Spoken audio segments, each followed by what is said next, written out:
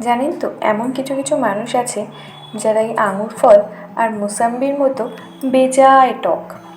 তাদেরকে আপনি যতই মিষ্টি দিয়ে মিষ্টি করার চেষ্টা করুন না কেন, তারা তাদের মানসিকতা ছেড়ে কোনোদিনই বেরিয়ে আসবে না। তাদের জন্য আপনি যতই ভালো কিছু করুন না কেন, তারা সবসময় সুযোগ খোঁজে কীভাবে নিজের ছোট মানসিকতা দিয়ে আপনাকে ছোট করা যায়। আগে না এই সমস্ত মানুষদের কথা ভেবে বেজায় মন খারাপ করতাম, কখনো কখনো আবার এদের সাথে তর্কে জড়াতাম। কিন্তু তারপর ধীরে ধীরে বুঝতে শিখলাম যে জীবনের যে পরিস্থিতিই হোক না কেন, high class society, middle class society বা লোয়ার ক্লাস সোসাইটি, জীবনের সব জায়গাতেই এনাদের মতো মানসিকতার মানুষ রয়েছে।